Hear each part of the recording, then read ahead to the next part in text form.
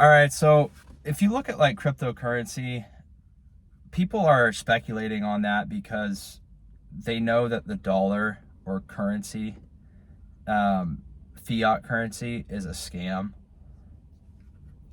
It's centrally controlled by the government. They can decide how much they're going to put into the system artificially, and it devalues everyone that owns dollars. So unless you have your money in things that are not denominated in fiat currency, I mean, you can't actually, if you just have more stacks of paper, it doesn't really matter.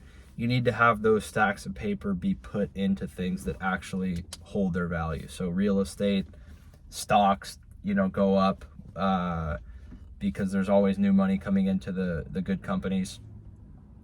And cryptocurrency is something that's caught on because it's an alternative for a store of value, or it has real utility, and it's not controlled by the government. The government can't just come in and print a whole bunch more of it and devalue everyone who owns that paper. So it's pretty sad for people that work, for a living, and they earn money, which is denominated in fiat currency, $20 bills, $100 bills, whatever it is.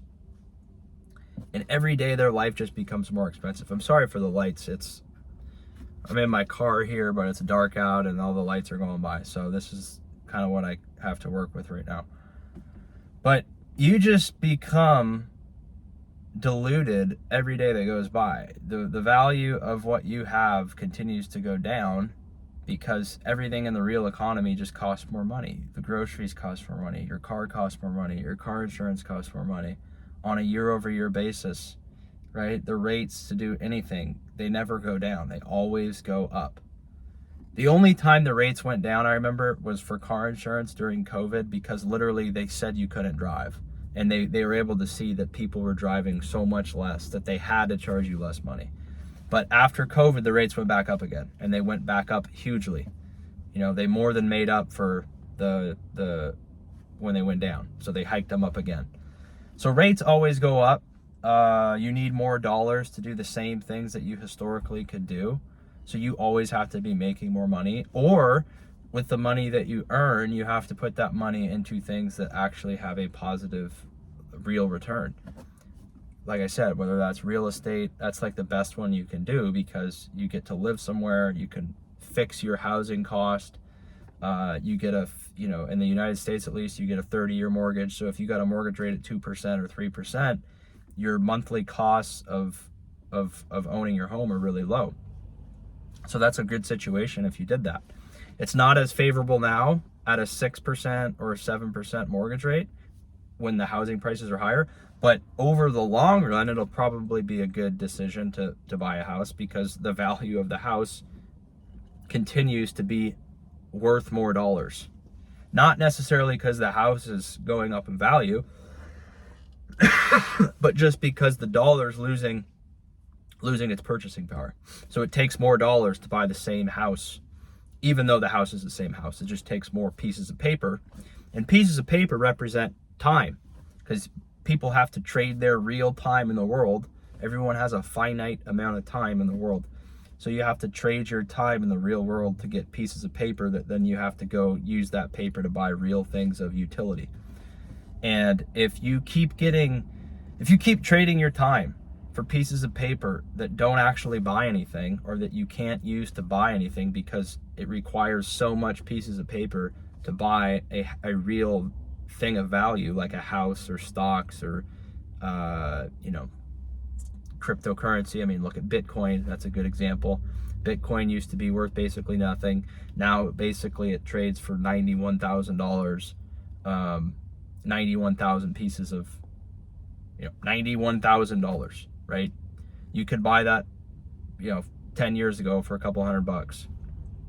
So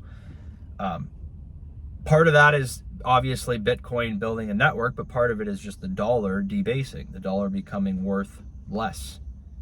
And even though you might think you're making more dollars per hour, you're making a decent wage, the reality is that everything that you have to pay for goes up. So you really, at the end of the day, unless you just make a ton of money, you're not left with a lot of free capital, you know. And then you look at the price of real estate, you look at the price of assets, they go up so fast that most people just can't keep up with them.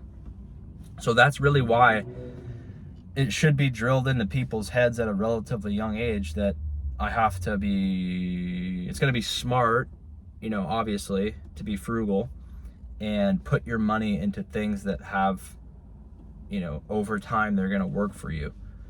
Of course, none of that really matters if you are a really high performing person and you make a lot of money, because there's so much margin of error where you can mess up and you can waste money and you can buy fancy cars and it doesn't matter because you make $500,000 a year maybe or more. But if you're just a normal person within the normal distribution of, you know, maybe you make 100,000, 150,000, depending on where you live, you might have to really budget that pretty well if you want to, you know, live a normal life and then, you know, try to save for the future. So that's what people should do. And you have to today, because everything just is very inflationary and everything's costing more. And if you don't make the sacrifices today in your life to put your money into the right type of vehicle, then you'll pay a price for it, because you'll be forever priced out of really owning anything, because prices just keep going up and you have to have your money working for you in order to have a chance. So let me know what you think. Subscribe. I'm still a little sick, but I think I'm coming over it. I'm gonna go to the gym. You guys take care. See you on the next one.